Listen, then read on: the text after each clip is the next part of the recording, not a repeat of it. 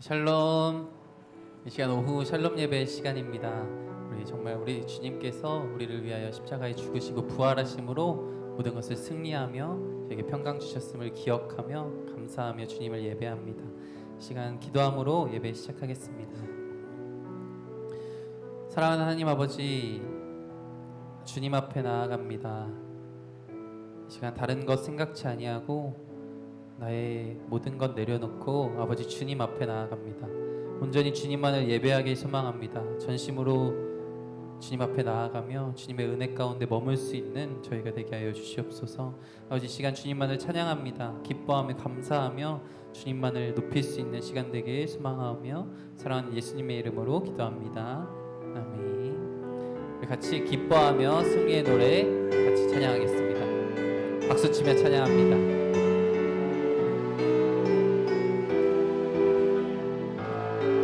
기뻐하며 승리의 노래 부르리. 기뻐하며 승리의 노래 부르리. 그 백성 주가 회복시키시네. 그 사랑으로 억눌렸던 자모아 칭찬과 명성 얻게 하시네. 전심으로 기뻐하리. 전능의 왕 함께 하시네. 기뻐 외치며 주께 두 손 들리 춤을 추며 함께 찬양해. 모든 원수를 멸하신 주님 전능의 왕 함께 하심. 기뻐하며 승리의 노래 부르리. 기뻐하며 승리의 노래 부르리. 그 백성 주가 회복시키시네.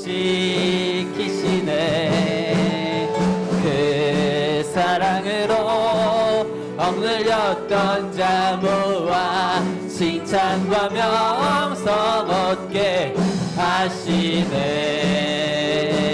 전심으로 기뻐하리. 전능의 왕 함께 하시네. 기뻐 외치며 주께 두 손 들리 춤을 추며 함께 찬양해. 모든 원수를 멸하신 주님 전능의 왕 전심으로 기뻐하리. 전심으로 기뻐하리. 전능의 왕 함께 하시네. 기뻐 외치며 주께 두 손 들리 춤을 추며 함께 찬양해. 모든 원수를 멸하신 주님 전능의 왕 함께 하신. 주와 같이 길 가는 것, 주와 같이 길 가는 것 즐거운 일 아닌가. 우리 주님 걸어가신 발자취를 밟겠네. 한 걸음 한 걸음 주 예수와 함께 날마다 날마다 우리 걸어가리. 어린아이 같은 우리 미련하고 약하나 주의 손에 이끌리어 생명 길로 가겠네. 한 걸음 한 걸음 주 예수와 함께 날마다 날마다 우리 걸어가리. 꽃이 피는 들판이나 험한 골짜기라도 주가 인도하는 대로 주와 같이 가겠네. 한 걸음 한 걸음 주 예수와 함께 날마다 날마다 우리 걸어가리. 선지자의 똑같이 우리들도 천국에 들려 올라갈 때까지 주와 같이 걷겠네. 한 걸음 한 걸음 주 예수와 함께 날마다 날마다 한 걸음 한 걸음 한 걸음 한 걸음 주 예수와 함께 날마다 날마다 아까 고백했던 전심으로 기뻐하리. 전심으로 기뻐하리. 전능의 왕 함께 하시네. 기뻐 외치며 주께 두 손 들리 춤을 추며 왕께 찬양해. 모든 원수를 멸하신 주님 한 번 더 고백합니다. 전심으로 기뻐하리. 전심으로 기뻐하리. 전능의 왕 함께 하시네. 전능의 왕 함께 하시네. 기뻐 외치며 주께 두 손 들리 춤을 추며 왕께 찬양해. 모든 원수를 멸하신 주님 전능의 왕 함께 하시네. 아멘. 우리 찬양의 고백처럼 주와 같이 길 가는 것이 기뻐하며 찬양할 수 있는 시간 되길 원합니다. 그렇게 고백할 수 있는 것은 주 예수보다 더 귀한 것은 없기 때문입니다.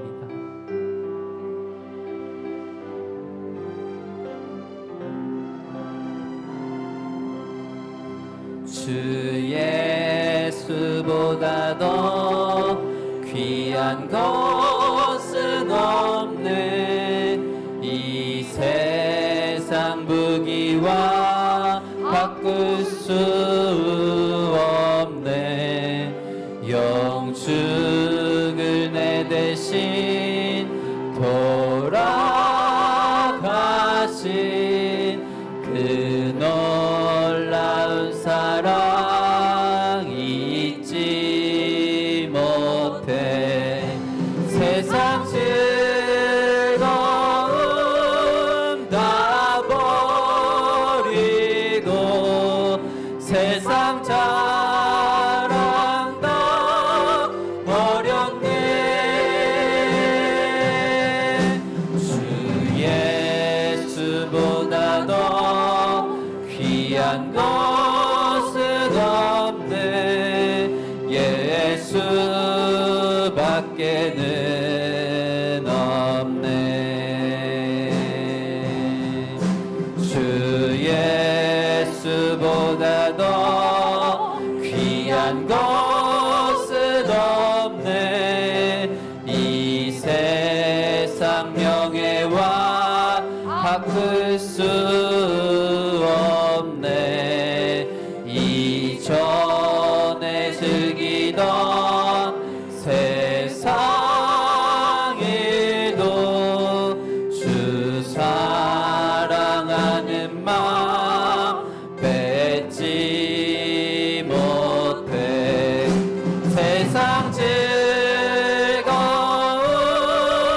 다 버리고 세상 자랑 다 버렸네. 주 예수보다 더 귀한 것은 없네. 예수밖에는 세상 즐거움 다 버리고 세상 즐거움 다 버리고 세상 자랑 다 버렸네. 주 예수보다 더 귀한 것은 없네. 예수밖에는 없네. 신학기 기도하며 나아가길 원합니다. 찬양의 고백처럼 주 예수보다 더 귀한 것은 없습니다. 이 세상 부귀, 명예, 행복보다 아버지 주님 그런 것보다 세상 즐거움 다 버리고 오직 예수 그리스도를 쫓아 살아갈 수 있는 저희가 되게 하여 주시옵소서. 오직 예수 그리스도의 은혜에 감격하며 아버지 주님 기뻐하며 주님만을 찬양하며 예배할 수 있는 저희 되길 소망합니다. 이런 마음으로 같이 예배를 위하여 주실 은혜를 위하여 다 같이 주여 한번 부르짖고 기도하며 나아갑니다. 주여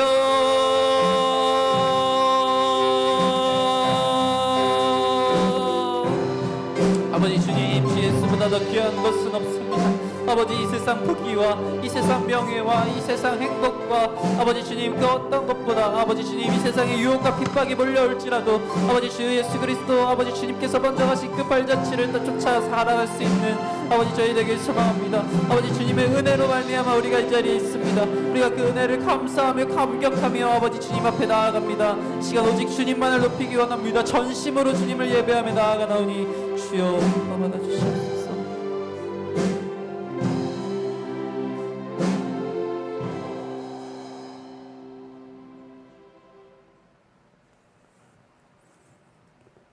거룩하시고 자비로우시며 빛이시고 사랑하신 아버지 하나님, 오늘 주일을 맞이하여 이른 아침부터 주님을 사모하며 마음에 갈급한 심령들이 아버지 하나님 전에 나와서 찬송과 기도를 드릴 수 있게 하심을 감사드립니다. 우리 교우들이 주님의 말씀 위에 곧게 서서 아버지 하나님께서 사랑해 주신 자녀가 되게 하옵시고 담임 목사님의 안식을 지킴을 축복하시다. 몸과 마음이 성령 충만하게 하옵시고 교육자들의 복음터 신방에 은혜를 베푸다. 복음의 식구들에게 은혜가 충만히 되게 하옵소서. 애국에 나가서 어려운 환경에서도 아버지 하나님의 말씀을 들고 전파하시는 우봉성, 유열림, 아동 시향부부의 협력 선교사님들과 복음의 빛을 비추게 하옵소서. 어려운 시기입니다. 침체된 경기가 회복되게 하시고 고물가로 고통을 받는 우리 교우들을 위로하시고 정신적이나 물질적으로 풍족하게 하시옵소서. 어려운 삶을 사는 이웃을 돌아보는 저희들이 되게 하옵시고 이 나라를 다스리는 위정자들을 위하여 기도합니다. 당사기만 얽매이지 말고 국민을 위하여 봉사하는 정치를 알 수 있도록 인도하여 주시옵소서. 사탄이 지배하는 세상에서 우리들의 삶이 한쪽 발은 사탄에게 잡혀 있으면서 입으로만 주여 주여 외치지 않게 하시고 행동이 여호와 하나님께서 원하시는 대로 행하게 하여 주시옵소서. 주님의 성전에 자리가 많이 비어 있습니다. 이 자리가 주님의 말씀에 갈급한 심령들로 가득 차고 넘치게 채우시어 은혜 받는 교회, 축복받는 교회로 거듭나게 하시옵소서. 주님의 사랑 가운데 거하게 하시옵소서. 우리 성도들 중에 나라의 부름을 받아 군에 입대한 자 있습니까? 건강 지켜주시옵시고 주님 품에 안으시옵소서. 우리 성도들 중에 몸이 불편한 자 있으면 주께서 안위하시고 회복할 수 있도록 도우시옵소서. 근심 걱정 모두 다 주님 앞에 하려 주께 위로받는 자녀 되게 하시옵소서. 주님의 성전을 위하여 봉사하는 손길들을 축복하시고 체면이나 자존심이 아닌 교우들 간의 사랑이 갈래표부터 영화부까지 차고 넘치게 하시옵소서. 그리하여 우리 성도들 빛과 소금의 역할을 다하는 주님의 자녀 되게 하시옵소서. 머지않아 민족의 명절 추석이 다가옵니다. 그 준비로 각 전도회의 바자회에 가 있다오니 주여 구워 살펴주시옵시고 준비를 철저히 하여 이웃이나 교우들에게 도움이 되게 하시옵소서.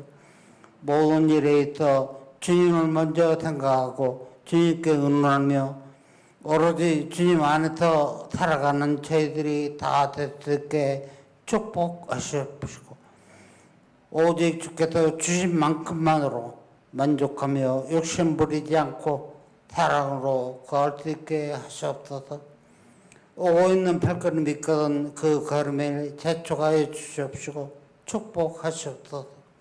예배의 처음 시간입니다. 이 예배를 받으시옵시고 축복하시옵소서. 단위 세우신 목사님을 감동 감화하다 주님께서 주신 말씀만으로 이 자리에 함께하는 우리 성도들을 양육하는데 부족함이 없게 하시옵소서. 더위가 가시고 결실의 계절을 주신 것을 감사드리며 살아계신 우리 예수님의 이름 받들어 기도하십니다. 아멘.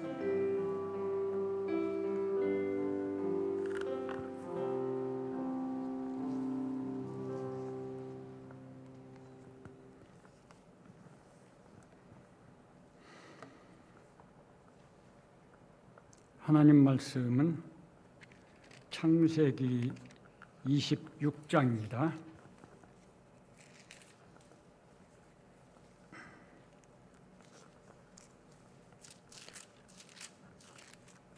창세기 26장 1절부터 33절까지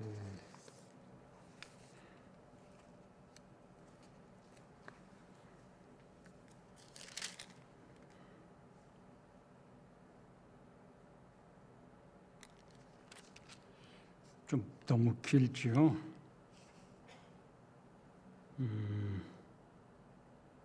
22절까지 1절부터 22절까지만 제가 봉독하겠습니다. 아브라함 때에 첫 흉년이 들었더니 그 땅에 또 흉년이 들매 이삭이 그랄로 가서 블레셋 왕 아비멜렉에게 이르렀더니 여호와께서 이삭에게 나타나 이르시되 애굽으로 내려가지 말고 내가 네게 지시하는 땅에 거주하라. 이 땅에 거류하면 내가 너와 함께 있어 네게 복을 주고 내가 이 모든 땅을 너와 네 자손에게 주리라. 내가 네 아버지 아브라함에게 맹세한 것을 이루어 내 자손을 하늘의 별과 같이 번성하게 하며 이 모든 땅을 내 자손에게 주리니 내 자손으로 말미암아 천하 만민이 복을 받으리라. 이는 아브라함이 내 말을 순종하고 내 명령과 내 계명과 내 율례와 내 법도를 지켰음이라 하시니라. 이삭이 그랄에 거주하였더니 그곳 사람들이 그의 아내에 대하여 물으매 그가 말하기를 그는 내 누이라 하였으니 리브가는 보기에 아리따움으로 그곳 백성이 리브가로 말미암아 자기를 죽일까 하여 그는 내 아내라 하기를 두려워함이었더라. 이삭이 거기 오래 거주하였더니 이삭이 그 아내 리브가를 껴안은 것을 블레셋 왕 아비멜렉이 창으로 내다본지라. 이에 아비멜렉이 이삭을 불러 이르되 그가 분명히 내 아내거늘 어찌 내 누이라 하였느냐.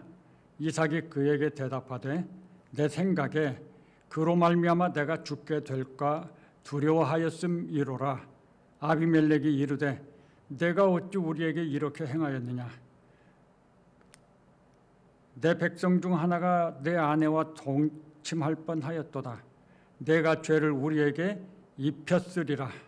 아비멜렉이 이에 모든 백성에게 명하여 이르되 이 사람이나 그의 아내를 범하는 자는 죽이리라 하였더라. 이삭이 그 땅에서 농사하여 그 해에 100배나 얻었고 여호와께서 복을 주심으로 그 사람이 창대하고 왕성하여 마침내 거부가 되어 양과 소가 떼를 이루고 종이 심히 많으므로 블레셋 사람이 그를 시기하여 그 아버지 아브라함 때에 그 아버지의 종들이 판 모든 우물을 받고 흙으로 메웠더라. 아비멜렉이 이삭에게 이르되 내가 우리보다 크게 강성한즉 우리를 떠나라. 이삭이 그곳을 떠나 그랄 골짜기에 장막을 치고 거기 거류하며 그 아버지 아브라함 때에 팠던 우물들을 다시 팠으니 이는 아브라함이 죽은 후에 블레셋 사람이 그 우물들을 메웠음이라. 이삭이 그 우물들의 이름을 그의 아버지가 부르던 이름으로 불렀더라. 이삭의 종들이 골짜기를 파서 샘 근원을 얻었더니 그랄 목자들이 이삭의 목자와 다투어 이르되 이 물은 우리의 것이라 하매 이삭이 그 다툼으로 말미암아 그 우물 이름을 에색이라 하였으며 또 다른 우물을 팠더니 그들이 또 다툼으로 그 이름을 신나라 하였으며 이삭이 거기서 옮겨 다른 우물을 팠더니 그들이 다투지 아니하였으므로 그 이름을 르호봇이라 하여 이르되 이제는 여호와께서 우리를 위하여 넓게 하셨으니 이 땅에서 우리가 번성하리로다 하였더라. 아멘.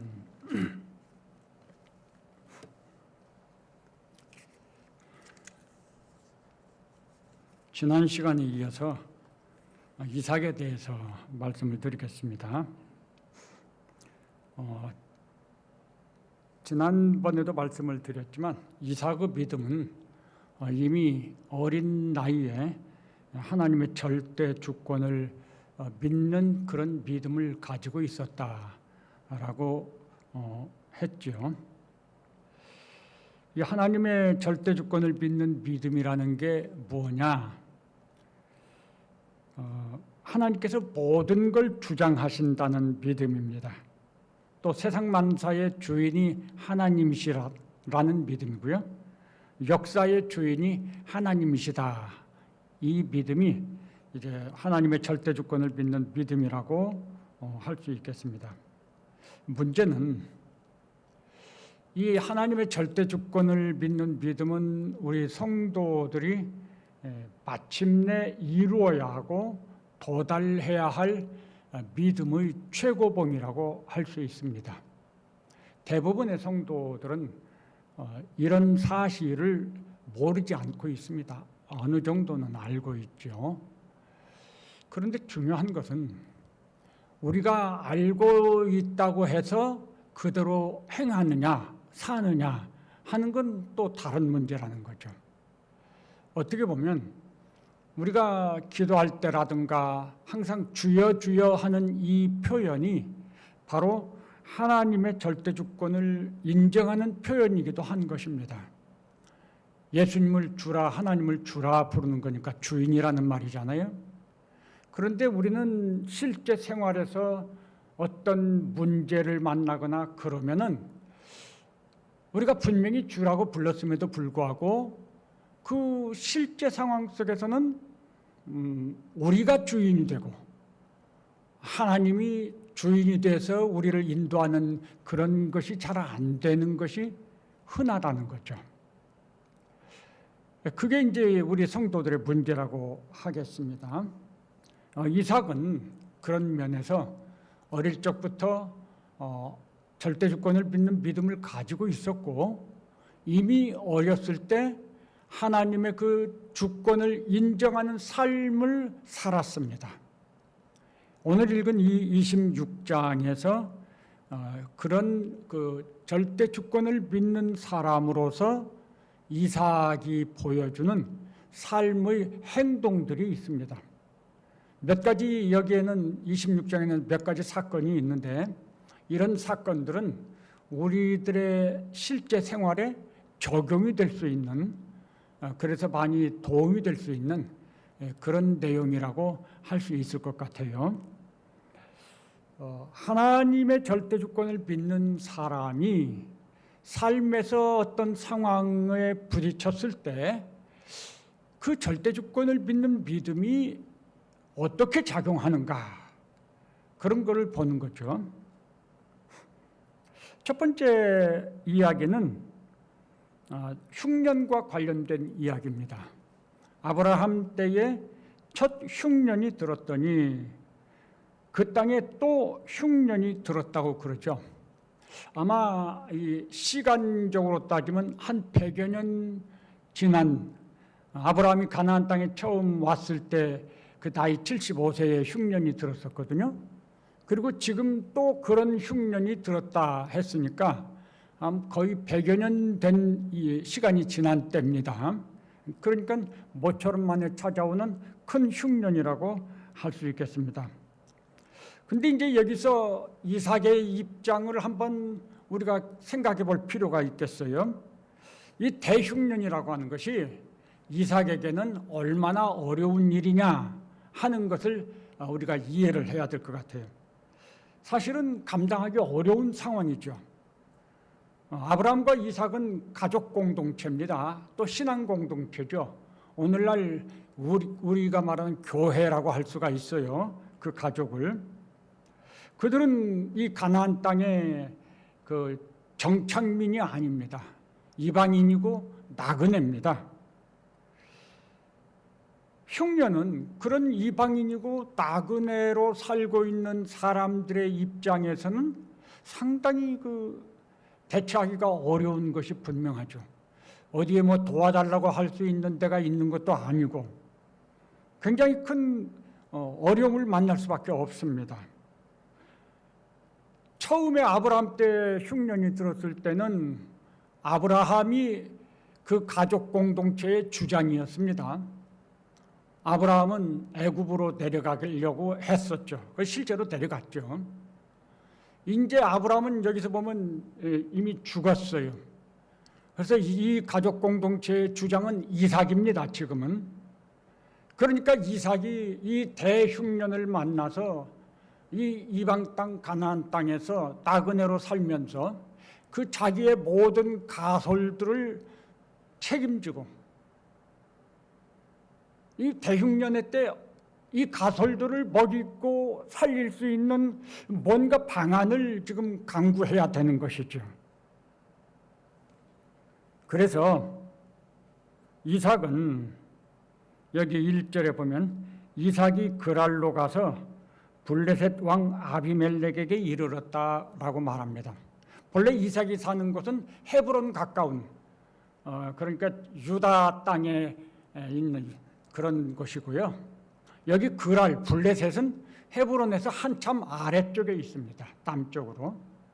그리고 이제 그 그랄을 지나서 애굽으로 가게 되는 건데, 그래서 지금 이삭이 이 그랄 블레셋 땅까지 남쪽으로 내려온 거예요.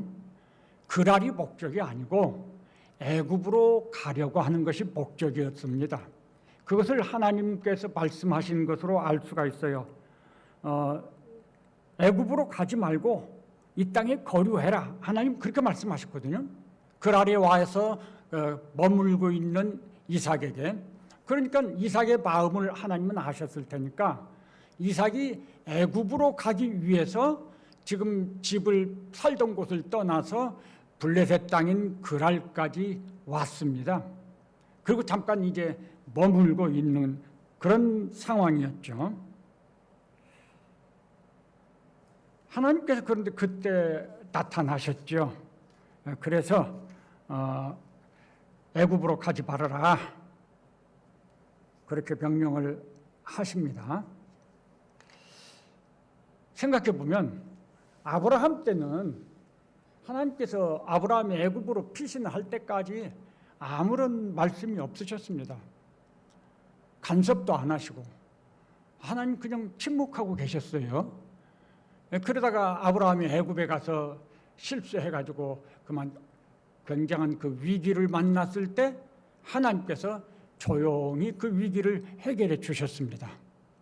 근데 여기서는 사실 거의 똑같은 상황이잖아요. 이삭은 아브라함처럼 애굽으로 가려고 출발해서 그랄까지 왔습니다. 그런데 여기서는 아브라함 때는 침묵하셨던 하나님이 여기서는 이삭에게 나타나셔서 애굽으로 가지 말아라, 이 땅에 거류해라 라고 말씀을 하셨다는 거예요. 그러면 내가 너에게 너와 함께 있어서 너에게 복을 주겠다 약속을 해 주시죠. 그리고 이제 과거에 아브라함이 내 말을 순종하고 내 명령과 내 계명과 내 율례와 내 법도를 지켰다라고 말씀을 하십니다. 그 말씀의 의미는 아브라함처럼 너도 내 말에 순종해라, 그런 뜻이죠. 이삭은 지금 계획을 가지고 있어요. 가장으로서, 주장으로서 무거운 책임을 감당하려고 참 나름대로 계획을 세우고 애굽으로 가려고 출발을 해서 모든 식솔들을 거느리고 그랄까지 왔습니다. 그런데 하나님께서 나타나셔서 이 땅에 머물고 애굽으로 가지 말라고 하신다는 말씀이죠. 이삭은 하나님의 이 명령에 대하여서 어떤 질문도 없습니다. 그러면 하나님, 언제까지 여기서 지내야 할까요? 또 아무것도 없는데 어떻게 여기에서 지낼 수 있을까요? 뭐 이런, 우리가 생각해 보면 질문할 게 많을 것 같아요. 구체적으로 그냥 밑도 끝도 없이 여기 머무르라 이렇게 하셨으니까. 이삭의 생각으로는 애굽이 더 좋지 않을까요? 블레셋 땅보다는 애굽이 더 넓고, 아무래도 우리 대한민국에서 지방에 사는 분들이 뭔가 좀 어려운 일이 있고 빡빡한 생활이 있으면은 야, 우리 서울로 가자 하고 올라오는 것과 같은 그런 심정이 아니겠습니까? 그런데 하나님께서는 여기에 어떤 것도 보장되어 있지 않는 이 땅에 머물러 살아라 라고 말씀을 하신다는 거죠. 이삭은 물론 그대로 순종했습니다. 여기에서 우리가 깨달을 수 있는 게 있죠. 하나님의 인도라고 하는 것은 아브라함에게는 아무 말씀도 하지 않으셨지만 이삭에게는 나타나셔서 말씀하실 수도 있고, 이런 게 다 하나님의 주권에 속한 거예요. 내가 알려달라고 해서 알려주고, 내가 기도하지 않는다고 해서 안 알려주고, 그런 거 아니란 말이죠. 우리가 오해하는 것은 뭐든지 다 기도해야만 하나님께서 알려주고 인도하고 그런다고 생각하는 거예요.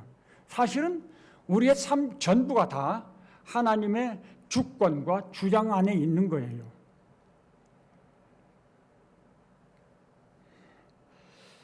이삭이 여기에서 우리에게 보여주는 것은 뭘까요? 자기의 계획이 있었고, 또 무거운 책임감을 가지고 있었고, 그래서 지금 살던 곳을 한참 떠나서 남쪽으로 내려왔단 말이죠. 그러나 하나님께서 하나님의 뜻을 알려주셨을 때 이삭은 하나님의 뜻보다 더 중요한 것은 없다는 거죠. 하나님의 명령보다 더 우선적인 것은 없다라는 거죠. 자기 계획이 있어도 하나님의 뜻이 앞서야 되는 거죠. 내 계획과 다를지라도 하나님의 뜻이 더 우선적인 것이죠. 흉년과 같이, 대흉년과 같이 어려운 현실을 만났을지라도 하나님께서 말씀하신 것이 진짜로 우선적이라는 거예요. 그래서 이삭은 만사 제쳐놓고 궁금한 것도 많았겠지만 아무 말 없이 하나님의 명령에 순종해서 그랄에 거류하게 됩니다. 하나님의 주권을, 절대 주권을 믿는 믿음이 이삭의 삶에서 어떻게 역사했느냐? 그 흉년에 어떤 보장도 없는데, 누가 도와준다는 그런 것도 없는데, 단지 하나님께서 여기 머물러 살아라, 그러면 내가 복을 주겠다 하니까 그 말씀 그대로 따라서 순종하고 행했다는 거죠. 우리의 삶에서 우리들도 대흉년과 같은 그런 어려운 일들을 경험하고 만날 수 있죠. 그럴 때 우리들은 우리의 온갖 지식과 지혜와 경험과 능력들을 동원해서 문제를 해결할 수 있는 방법들을 생각하려고 하겠죠. 그것보다 더 우선적인 것은 하나님의 뜻을 주인이신 주권자이신 하나님의 뜻을 묻고 그리고 하나님의 뜻을 알려주시면 내가 그대로 하겠습니다라고 하는 거, 이게 바로 하나님의 절대 주권을 믿는 사람의 기도 방법이라고 하는 것입니다. 우리는 그렇게 하지 않죠. 내가 계획을 세우고 내가 일정을 세우고 그런 다음에 하나님 내가 이렇게 계획을 세웠으니까 이게 뭐 문제가 없죠. 내가 기도하면서 이런 계획을 세웠습니다. 하나님 이 계획에 복을 주시고 이 계획이 성사되게 해주시고 우리는 그렇게 기도하죠. 하나님의 절대 주권을 믿는 사람은 그렇게 기도하지 않아요. 먼저 하나님의 뜻을 물어요. 나에게 알려주세요. 그러면 하나님의 뜻에 따르겠습니다 라고 하는 것이 그런 믿음의 기도라고 하는 것입니다. 요셉은 하나님의 뜻에 순종을 했죠. 그래서 이제 그 그랄 땅에 거류를 합니다. 시간이 많이 가겠죠. 거류하니까 세월이 점점 갑니다. 이 거주하는 동안에 문제가 발생을 하는 거예요. 어떤 문제가 발생했느냐? 그 지역에 머물러서 살다 보니까 아무래도 그 그랄 사람들과 좀 안면이 생기고 또 친분 관계가 생기고 하겠지 않습니까? 그냥 거기 살면서 문 닫아놓고 따로따로 살지는 않았을 거예요. 격리하고 서로 왕래도 하고 그랬겠죠. 그리 사람들이 관심이 생기는 거겠죠. 좀 그런 관심은 안 가지면 좋을 것 같아요. 사실은 아니 리브가가 예쁘다고 해서 그걸 리브가에 대해서 물어보고 그런 건 좀 그렇잖아요. 사실은. 그런데 그랄 사람들이 그런 것까지 생각하지는 않았던 것 같아요. 리브가에 대해서 물어봤다는 거죠. 그 예쁜 그분이 있던데 그 누구냐? 이삭이 자기 족보상 누이가 맞죠. 자기 누이라고 대답을 했어요. 근데 그게 거짓말이죠. 아내라고 해야 되죠. 근데 누이라고 했습니다. 잠깐 동안은 상당히 그 지혜로웠던 것 같아요. 효과가 있었어요. 사람들이 그냥 그렇게 듣고 넘어갔습니다. 근데 또 세월이 가죠. 그 지역에서. 이삭이 자기 아내를 이렇게 포옹한 그런 시간이 있었는데 마침 그 이 지역의 지배 구조가 어떻게 생겼는지 저는 궁금해요. 그 아비멜렉이 참으로 이삭이 자기 리브가를 꾀하는 것을 보았다고 하니까 이 좀 지배 구조가 상상하기 어려운데요. 그런데 어쨌든 성경은 보았다고 그렇게 나오잖아요. 보았어요. 보니까 누이가 아니고 부인이란 말이죠. 그래서 아비멜렉이 불렀죠. 야, 너 그 보니까 내 아내인데 왜 누이라고 속이느냐? 이삭이 대답해요. 아이, 내 아내가 예뻐가지고 내가 그 아내로 인해서 혹시라도 사람들이 나를 해칠까 내가 그런 두려움이 있어서 그렇게 했다. 그렇게 말을 하죠. 그러자 아비멜렉이 이삭을 향해서 참 엄한 책망을 해요. 내가 우리에게 해를 끼치려고 했다라고 말을 하죠. 우리 성도들과 교회가 이 세상의 삶에서 소금과 빛인데 그러지 못하고 잘못하면은 세상으로부터 이런 질책을 받아요. 사실 하나님께서 우리에게 주시는 질책이라고 생각을 해요. 세상이 우리를 비난하는 게 아니라 하나님이 우리가 잘못했다고 하는 걸 깨닫게 해주시고 책망하는 거라고 생각할 수 있지 않을까 싶어요. 그러면 우리는 그런 것들을 겸손하게 정말 받아들여야 되겠죠. 인정해야 되겠죠. 이삭은 그 부분에서 뭐 아무 말도 안 해요. 보면 책망을 받아들이죠. 그런데요, 한번 생각해 보면요, 이삭이 그 들키는 장면이 그때 일반 동네 사람이나 평민들에게 들키면 조금 마음의 불편이 적었을 것 같아요. 근데 왜 들켜도 하필 왕에게 들킵니까? 왕에게 들키니까 이게 어떤 문제가 발생할지 좀 두려운 마음도 생기지 않겠습니까? 이 상황이 좀 문제가 커졌다는 거예요. 우리는 그런 생각 가질 수가 있어요. 근데 일이 어떤 식으로 발전하죠? 왕이 그 사실을 알고 난 다음에 백성들한테 선언을 하죠. 이 사람과 그 아내에게 누구든지 죄를 범하면 그 사람 가만 안 놔두겠다. 왕이 오히려 이삭과 그 가족을 보호하는 명령을 내렸다는 거예요. 자, 이게 뭘까요? 이삭이 그렇게 해달라고 하는 건 아니고요. 할 수도 없었죠. 마치 옛날 아브라함이 애굽에 가서 자기 아내를 누이라고 했다가 애굽 왕에게 빼앗겼잖아요. 꿀먹은 벙어리였어요.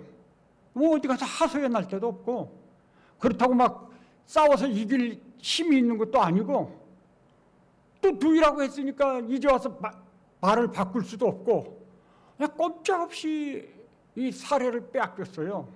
어떻게 할 수가 없어요.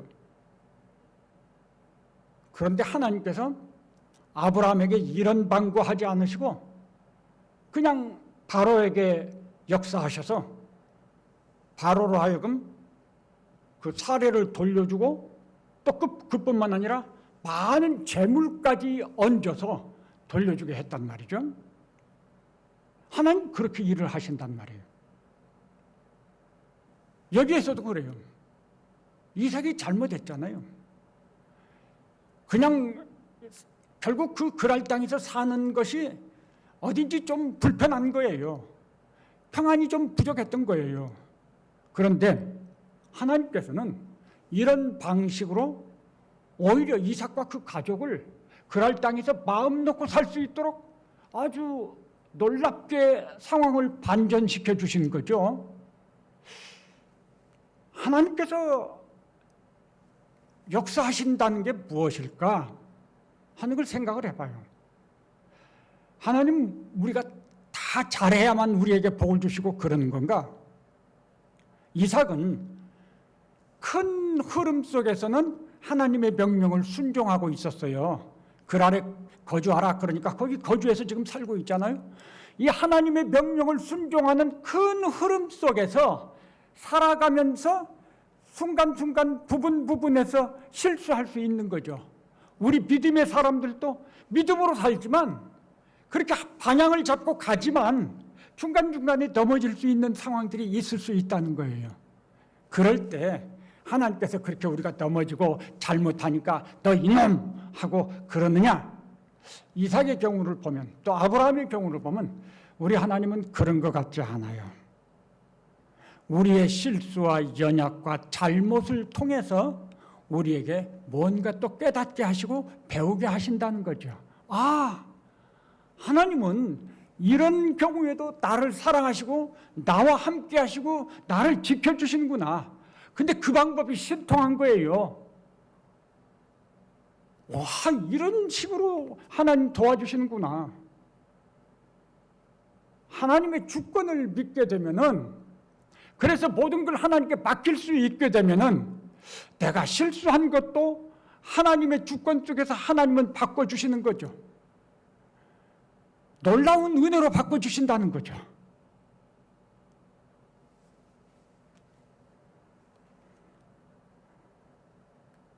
그 다음에 이제 어떤 이야기가 있냐면요.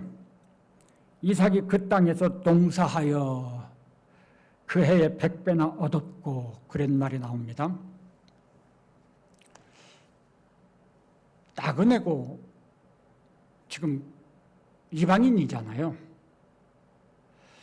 그 땅에서 이삭이 무엇을 하면서 살까 궁금해요. 우리 같으면 무엇을 해야 될까 많이 고민하지 않을까 싶습니다. 비록 그 땅에 거주해라, 그러면 내가 복을 주마 하셨지만, 그럼에도 불구하고 실제 현실에 들어가면 내가 뭘 하면서 살아야 되지? 이게 문제가 되지 않겠습니까? 그런 것 때문에 우리들은 주저하고 그냥 아무것도 못할 때가 많아요. 가만히 있을 때가 많아요. 근데 이삭은 뭐 했다고요? 농사하여. 이삭이 얼마나 큰 땅을 가지고 농사를 했는지 그런 말이 없습니다. 이삭이 농사지은 땅이 얼마나 좋았는지 그런 말도 없어요. 그냥 농사했다. 이삭은 그 상황 속에서 자기가 할 수 있는 일을 생각했을 것 같아요. 이 상황에서 내가 할 수 있는 일이 뭐냐? 내가 할 수 있는 일을 찾아야지. 그게 농사하는 거죠. 농사는 뭐 땅 몇 평만 있어도 어쨌든 할 수 있는 거 아니겠습니까? 내가 살고 있는 마당에 텃밭다 만들어서 할 수도 있는 것이겠죠. 이삭은 농사하였다고 그랬어요. 원래 이 사람들이 농사 짓는 사람들이 아니죠. 목축업자들이죠. 그런데 그 땅에서 농사했다는 거죠. 이런 게 우리가 하나님을 믿고 절대적인 주권을 하나님이 가지신 걸로 믿고 살 때 우리의 마음속에 주어지는 지혜라고 저는 생각을 해요. 우리가 그런 상황에 만나면 기도합니다. 하나님, 내가 이런 계획을 가졌는데 하나님, 그 계획을 이루려면 이것도 있고 이것도 있고 이것도 있고 돈도 이만큼 필요하고, 하나님, 그러니까 내가 하나님을 위해서 이런 계획을 세웠고 또 많이 벌면 영광을 돌리겠습니다. 이것 주세요, 이것 주세요. 우리 이렇게 기도하기가 쉽지 않습니까? 이삭의 방식은 그런 게 아니었어요. 이삭은 자기에게 주어진 상황 속에서 자기가 할 수 있는 것을 찾았다. 그것이 농사하는 일이었다라고 말할 수가 있을 것 같아요. 결과에 대해서 이삭은 생각하지 못했을 거예요. 농사했습니다. 열심히 수고했겠죠. 그런데 결과가 어떻게 됐다고 그랬죠? 놀랍게 하나님께서 형통하게 해 주었습니다. 환경도 어려웠고 상황도 어려웠고 입장도 곤란했을 거예요. 조건이 별로 좋은 조건이 하나도 없었을 것 같아요. 근데 그런 상황에서 이삭은 농사를 했다는 거죠.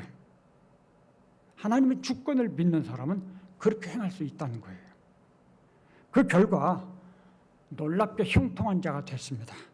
100배나 얻었고 창대하고 마침내 거부가 되고, 얼마나 놀랍게 참 형통했는지 본토 블레셋 사람들이 막 시기할 만큼 모든 조건을 갖추고 자기네들은 할 텐데, 근데 상대가 안 되는 거죠. 시기할 만큼 그렇게 잘 형통했다라고 가르쳐 줍니다. 우리는 형통이라고 하는 걸 생각을 해보세요. 현실 상황과 환경과 이런 것이 어느 정도 맞아떨어지고 내가 기대하는 것들이 충족이 되고 그래야지 형통이 있을 것이라고 생각하지 않습니까? 형통은 그런데 우리가 얼마나 잘 준비했느냐, 우리가 어떤 무엇을 했느냐, 이런 것에 있는 게 아니에요. 형통은 하나님께 있다는 거죠. 그걸 가르쳐 주는 거죠.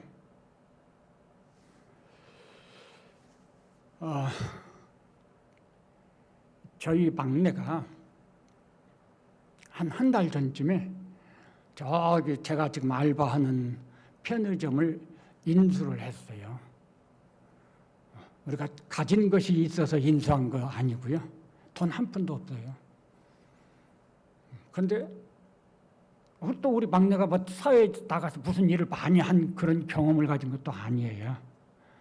우리 막내는 그동안에는 물론 이제 제가 먼저 길을 텄고 우리 막내를 끄집어 당겨서 같이 알바를 거기에 하게 했죠. 사장이 이제 우리 막내에게 이야기를 했어요. 자기가 그만두고 딴 데 가서 좀 크게 하고 싶은데 이거 인수할 의향이 있냐? 그렇게 물어봤어요. 우리 막내가 인수할 의향이 있다고 그랬어요. 빈손인데. 인수했어요. 지금은. 인수한 지 딱 한 달 됐습니다. 뭐 일이 어떻게 돌아가는지 아무것도 몰랐죠. 처음에는. 가진 것도 없으니까 우선 그 인수 비용을 만드는 이것부터 해야죠. 그래서 그때서 불이 나게 뭐 대출 알아보고 뭐 어떻게 해서 하긴 했어요. 그 다음에는 이제 사람들이 물어보는 거죠. 요즘에 편의점 별로 인기 없어요. 잘 안 돼요. 알바들 나눠주고 나면은 점주는 가져갈 거 없어요. 염려하는 소리들을 많이 하더라고요. 실제로 그런가 봐요. 예. 제가 그때 한 말이 있어요.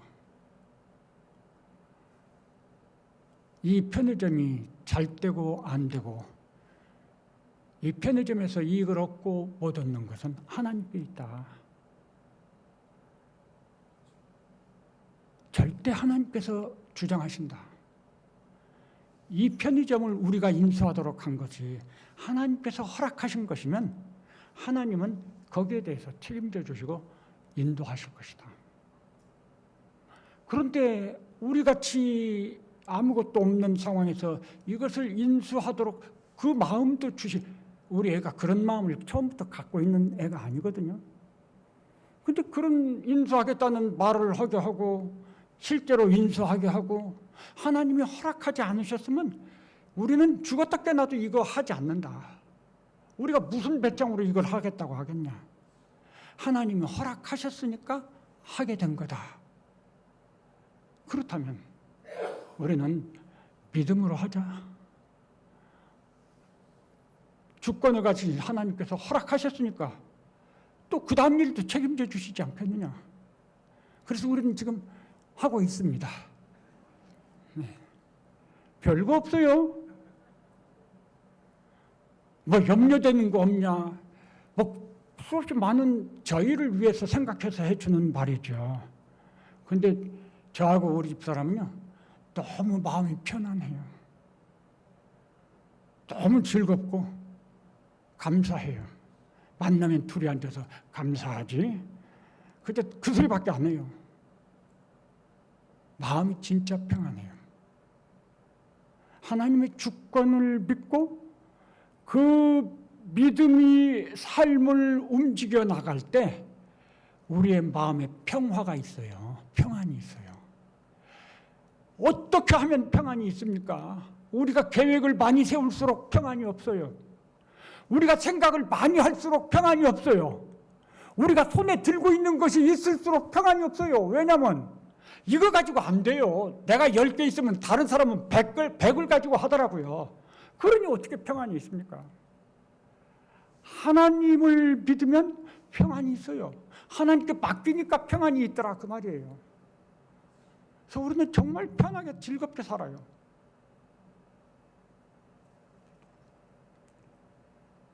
현실 상황과 환경에 있는 것이 아니고 우리의 삶이 복받고 형통하는 것은 하나님의 주권에 있다라고 하는 걸 지금 이삭이 동사하여 100배나 얻었고 하는 이 말씀을 통해서 우리가 배울 수 있는 거죠. 이삭이 본을 보여준 겁니다.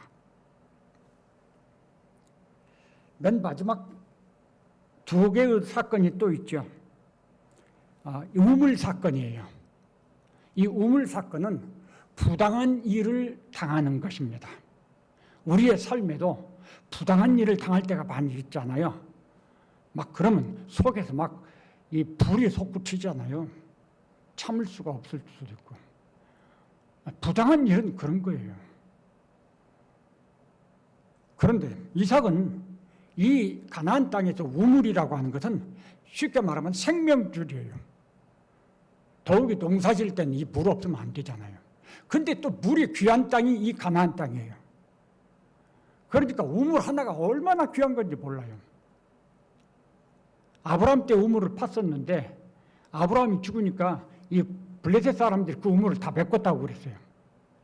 이삭이 너무 흥하니까 그랄 사람들이 시기해가지고 이삭을 쫓아냈어요. 야, 우리 너하고 같이 살고 싶지 않으니까 여기서 떠나라. 그랬어요. 그래서 이삭이 떠났어요. 그러면서 이제 아브라함이 팠던 우물들을 그랄 골짜기 쪽으로 밀려나가지고 살면서 우물을 다시 팠습니다. 그랬더니 그리고 또 다른 우물도 파요. 이상하지만 그렇게 우물이 쉽게 안 나오는 건데 물이 이삭의 종들이 땅을 파면은 우물이 그때마다 물이 나오는 거예요. 이게 또 다른 거예요. 예? 안 돼야 되는 것이 맞거든요. 정상적으로는. 근데 하나님이 함께 하시는 사람은 안 돼야 되는 일이 되더라 그 말이죠. 그걸 보면서 처음에는 블레셋 사람들이 와서 자꾸 자기네 땅에 있는 것이니까 자기네 거라고 막 빼앗아 가잖아요. 근데 또 이상한 건 이삭이에요. 그렇게 빼앗아 가는데 부당한 일을 당하고 있는데 이삭이 거기에 대해서 말 한마디 안 해요. 같이 싸우지 않아요. 그냥 양보하고 참고 또 물러나서 다른 데 가서 또 땅을 파고 그럼 또 불이 나와요. 또 와서 그 뺏어가요. 그럼 또 양보하고 아무 말 않고 화내지도 않는 것 같아요. 그리고 또 물러나서 물을 팝니다. 그러기를 몇 차례 했죠. 자기네들도 체면이 있지. 이삭이 그렇게 하고 물러나서 마지막으로 우물을 팠지요. 샘을 팠는데 물이 나왔어요. 그때는 와서 빼앗아가지 않았습니다. 그러자 이삭이 뭐라고 말합니까? 이제는 여호와께서 우리를 위하여 넓게 하셨으니. 이삭은요, 우물 문제에 대해서도 하나님의 주권을 믿었다는 것입니다. 하나님이 허락하지 않으면 우리가 팠어도 우리 것이 안 되고, 하나님이 허락하면 그랄 땅에서 우물을 팠지만 우리 것이 되고, 하나님의 주권이라는 거예요, 이 문제가. 예수와 함께한 아침 식사, 그런 책이 있어요. 제가 책을 읽어도요, 기억력이 안 좋아서 100% 똑같이 전달을 못합니다. 근데 그 책의 핵심, 그 이야기 핵심 내용, 제가 기억하는 거, 이거하고 비슷한 이야기거든요. 어떤 한 50대 되는 중년 부인이 이 집차를 몰고 고속도로를 달리다가 그만 잠깐 졸았어요. 그 뒤를 트럭을 몰고 가던 사람이 지금 막 차가 그래서 갓길로 막 가는 거예요. 위험하게. 그래서 깨워주려고 빵빵해서 눌렀어요. 그러자 그분이 깨긴 깨서 급브레이크를 밟곤 했지만 그만 늦어서 갔다가 그걸 뭐라고 표현해야죠? 그냥 이 고라땅에 쳐박았어요. 그러자 그 뒤에 오던 트럭 운전사가 나와가지고 이제 그 문을 열고 막 해서 그 사람을 끄집어대고 보니까 아는 사람인 거예요. 그 믿는 분들이에요. 그분이 잘 믿는 분이었어요. 그래서 그 둘이 대화하는 내용 중에 그런 이야기가 있었습니다. 아니, 위험하고 그렇게 참 생명의 위험을 당할 수도 있는데 어쩌자고 그런 참 졸면서 그렇게 운전을 하고 그랬냐. 그러니까 그 믿는 부인이 한 말이 그런 말이에요. 깔깔깔깔 웃으면서 이 부인이 좀 다쳤는데 너무 염려도 안 하고 그냥 멀쩡한 사람같이 태평하길래 그 운전사가 물어보는 거, 아니 당신은 어떻게 이렇게 태평할 수 있냐.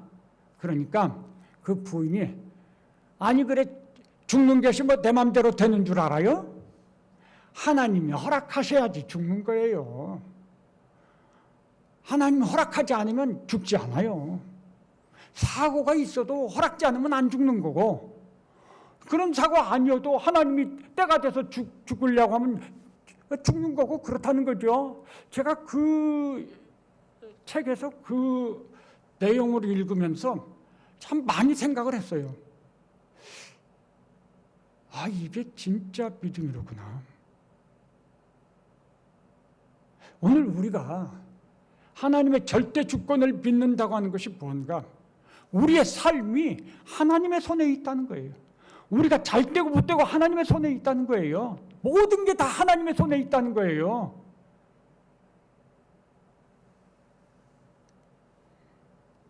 농사해서 그 땅에서 그런 환경에서 농사해서 100배나 되는 거 하나님의 손에 있어요. 우물을 팠는데 막 물이 나오는 것 하나님의 손에 있어요. 근데 와서 뺏어가는 것 하나님의 손에 있어요. 이삭은 그걸 믿었기 때문에 그래, 하나님이 허락하지 않으면 내 것이라고 하지 말아야지. 그리고 물러나서 또 파죠. 또 와서 뺏어가요. 이것도 내 것 아닌 모양이네. 하나님이 허락하지 않는 모양이지. 그럼 또 양보하고 그래 가져가. 또 물러가서 또 파죠. 그런데 이번에는 가만히 있더라. 하나님께서 이것은 내 것으로 주시는 거구나. 허락하셨구나. 그 마음이 그런 부당한 일을 당했음에도 불구하고 똑같이 다투고 싸우고 화내고 이러지 않는다는 거예요. 하나님의 절대 주권을 믿는 사람이 어떤 식으로 생각하고 어떤 식으로 말하고 어떤 식으로 행동하느냐 하는 것을 이삭의 이런 원행을 통해서 우리가 생각해 볼 수 있는 거죠. 이건 똑같은 게 아니에요. 그 다음에 이제 우리가 읽지 아니한 맨 마지막 사건으로는 그랄 왕이 자기 친구와 군대 장관과 더불어서 이 쫓아낸 이삭이 사는 곳으로 찾아옵니다. 왜 찾아오느냐? 화친 조약을 맺기 위해서 왔어요. 왕이 이삭이 뭐가 있다고 화친 조약을 맺으러 와요? 가만히 보니까 이삭은 이렇게도 잘 되고 저렇게도 잘 되고 하나님이 이 이삭의 가족과 함께 하는 것을 눈으로 환히 보거든요. 이 사람들은 다 다신론이에요. 그러니까 자기네도 신이 믿는 신이 있고 또 다른 나라도 믿는 신이 있고 이삭이 여호와 하나님 그 신도 신인 거예요. 그걸 객관적으로 인정을 해요.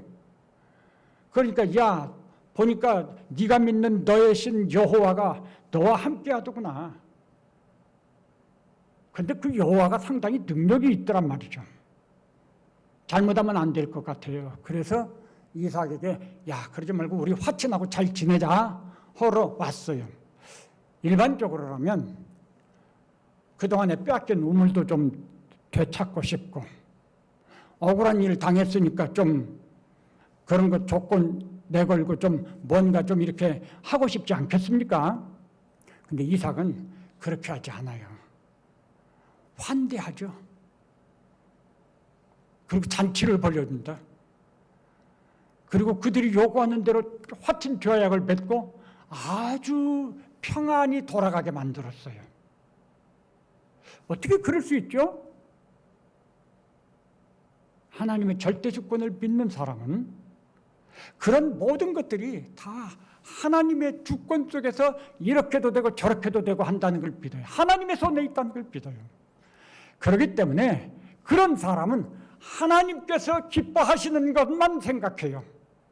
하나님께서 원하시는 것을 생각해요.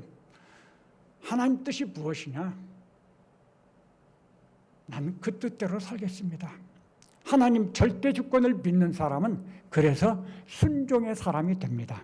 누가 그랬죠? 예수님이 그랬던 거예요. 예수님은 하나님의 뜻에 온전히 순종했다고 했거든요. 지난번에 말씀드렸죠. 이삭은 예수님 닮은 사람이었단 말이죠. 우리가 배워야 할 것은 처음 말씀드린 것처럼 우리 성도들이 마침내 도달해야 되는 믿음의 최고봉은 하나님 절대 주권의 믿음입니다. 이 믿음을 가지고 살면은 염려, 불안, 근심, 두려움 없어집니다. 죽음에 대한 두려움도 없어져요. 왜 그럴까요?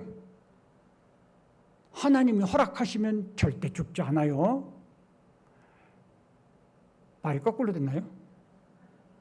하나님이 허락하시면 죽는 거죠. 하나님이 허락하지 않으면 죽지 않아요. 사고를 만나도 그래요. 하나님이 허락하지 않으면 어느 누가 우리를 해코지할 수가 없어요. 하나님께 있는 거예요. 그러니까 우리가 보통 염려하는 것 뭐죠? 계획을 많이 세우면 염려 많이 한다고 그랬잖아요. 내일 일 때문에 염려 많이 하죠. 자녀들 때문에 염려 많이 하죠. 우리 수없이 많은 염려들이 있는데 그 염려 언제 어떻게 다 물리치고 평화를 누리시겠을까요? 하나님 나라에 가서요? 아니에요. 지금 여기서부터 평화를 누리고 살 수 있어요. 어떻게요? 하나님 절대 주권을 믿고 그 하나님께 맡기면 돼요. 빌립보 4장 6, 7절에 염려 있느냐? 염려하지 말고 너희 그 모든 염려를 하나님께 기도로 하리라. 그리하면 모든 평강에 뛰어나신 그리스도 예수 안에서 하나님의 평강이 너희 마음과 생각을 지키시리라. 평강은 우리가 하나님께 맡기면 주어지는 겁니다. 문제는 우리가 맡기질 않는 거거든요. 왜 안 맡겨요? 하나님의 절대 주권을 온전히 믿지 못하니까 그런 거죠. 내가 뭔가 좀 잘할 수 있는 것 같고 내 능력으로 하면 될 것 같고 그런 생각들이 있는 거예요. 아유, 하나님, 저는 아무것도 할 수 없습니다. 저는 연약하고 저는 무지합니다. 실제로 이 26장에서 보는 이삭은 어떻게 보입니까? 바보 같아요. 할 말도 안 하고 어리석어 보이고 무능력해 보여요. 왜 그렇죠? 하나님의 절대 주권을 믿고 살으니까, 다 맡겼으니까. 이게 진짜 능력 있는 거예요. 진짜 지혜인 거고. 내 힘으로 살지 않고 하나님께 맡기고 살겠습니다. 하나님이 책임져 주세요. 우리는 그렇게 기도해요. 우리가 아는 거 없습니다. 우리는 능력도 없고 지혜도 없습니다. 이제 우리는 제법 나이도 있어서 우리가 우리의 애를 도와준다고 해서 얼마나 도와줄 수 있습니까? 잠깐이죠. 근데 앞으로 우리 애는 할 시간이 많이 남았는데 이게 뭐 생각만 하면 염려가 가득 차죠. 하나님, 저는 아무것도 할 수 없습니다. 능력도 없고 지식도 지혜도 없습니다. 가진 것도 없어요. 이 모든 문제 하나님께 맡겨드립니다. 하나님이 책임져 주세요. 그러고 나니까 평안이 오는 거죠. 너무 좋아요. 하나님의 절대 주권을 믿고 그 믿음으로 우리의 실제 생활 속에서 부딪혀오는 순간순간 문제들을 바라보면서 하나님의 뜻을 묻고 나는 그냥 하나님 뜻대로 하겠습니다. 이렇게 기도하시면서 매일매일 주님 안에서 정말 평안이 있고 즐거움이 있는 그런 삶을 사실 수 있기를 바랍니다. 기도하시겠습니다. 내가 무언가 하려고 하면 염려만 잔뜩 많아지는데 하나님의 절대 주권을 믿고 그 하나님께 맡기면 정말 빼앗기지 않는 평안이 주어진다고 하는 것을 진심으로 인정하고 감사하고 영광을 돌립니다. 하나님, 우리가 이 세상을 살아가는데 염려 근심되는 일들 없을 수 없다는 것 주님은 아십니다. 우리는 정말 부족한 것밖에 없고 연약한 것밖에 없습니다. 세상은 날이 갈수록 더 악해져 가고 있고 우리가 감당하기 어려운 그런 환경들, 상황들, 환난들이 많이 있습니다. 하나님, 이런 모든 삶의 우리의 여건들 속에서 저희들이 이삭처럼 하나님의 절대 주권을 믿고 우리 아버지 되신 그 하나님께, 우리를 정말 놀랍게 사랑하시는 그 아버지 하나님께 다 맡기고 우리는 그저 하나님의 인도하심을 따라서 순종하며 살 것을 결심합니다. 하나님 우리의 범사에서 주인이 되시고 우리의 삶을 인도하시고 책임져 주시옵소서. 그래서 그 모든 것들을 통해서 우리 주님의 영광을 받으시옵소서. 감사드립니다. 예수님의 이름으로 기도합니다. 아멘.